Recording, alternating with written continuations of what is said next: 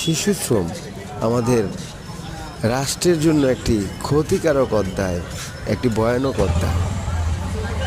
কারণ এর কোনো প্রতিকার আমাদের রাষ্ট্র কখনোই নিতে পারে না, করতে পারে না। কারণ দারিদ্র সীমার নিচে আমরা সবাই বসবাস করি। আগে দেশ উন্নয়ন হলে, দেশ উন্নত হলে তখন এই শিশু শ্রম আমাদের রাষ্ট্রে থাকবে না। কিন্তু আমাদের রাষ্ট্রটাকে,